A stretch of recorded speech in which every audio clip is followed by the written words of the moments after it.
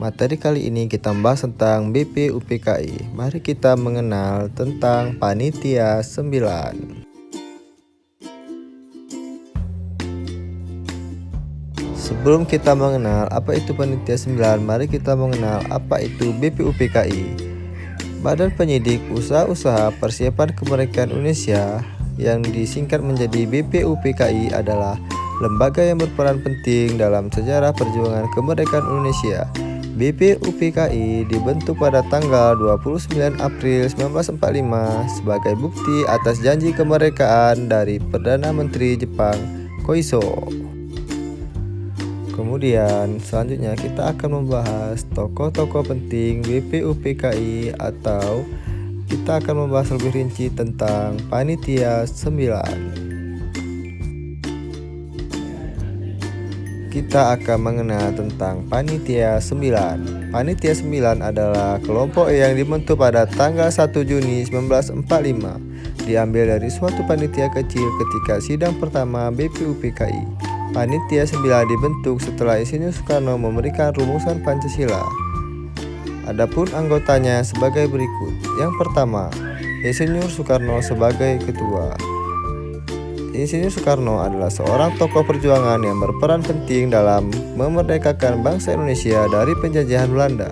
Dia adalah proklamator kemerdekaan Indonesia bersama dengan Muhammad Hatta pada tanggal 17 Agustus.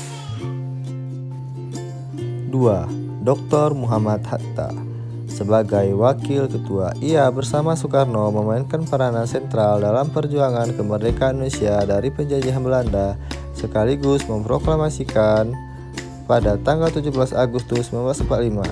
Ia pernah menjabat sebagai Perdana Menteri dalam Kabinet Hatta I, Hatta II, dan RIS. Pada 1956, ia mundur dari jabatan Wakil Presiden.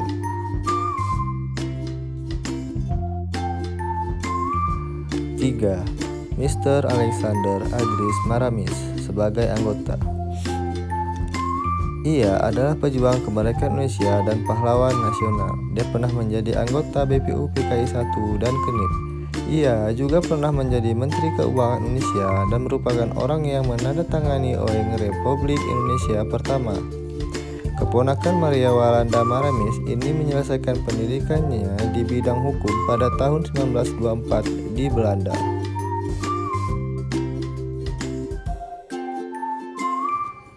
Kemudian yang keempat yaitu Abi Kuisno Djoko Sojoso sebagai anggota.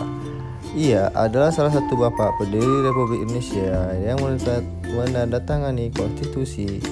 Ia merupakan anggota Panitia 9 yang merancang pembukaan Undang-Undang Dasar 1945 yang dikenal sebagai Piagam Jakarta. Setelah kemerdekaan, ia menjabat sebagai Menteri Perhubungan dalam Kabinet Kepresidenan pertama Soekarno dan juga menjadi penasihat Biro Pekerjaan Umum.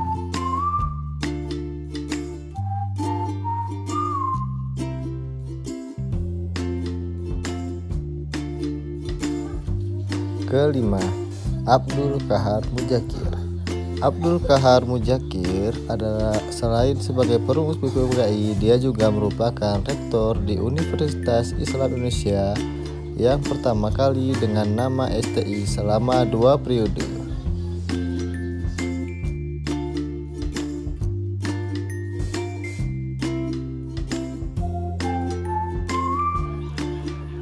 Keenam, Haji Agus Salim.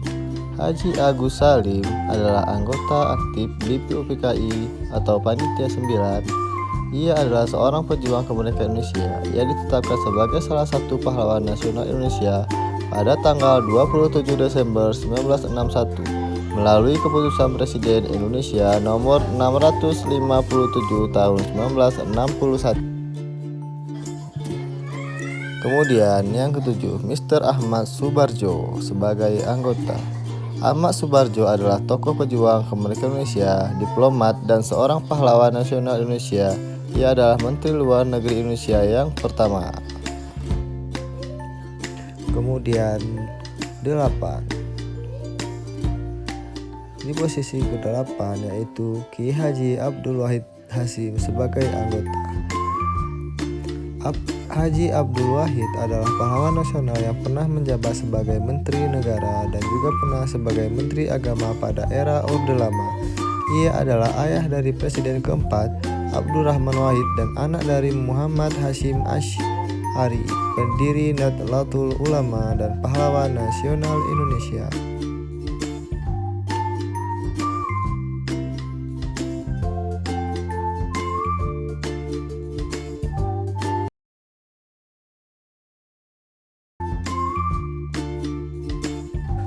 Kemudian yang terakhir, Muhammad Yamin.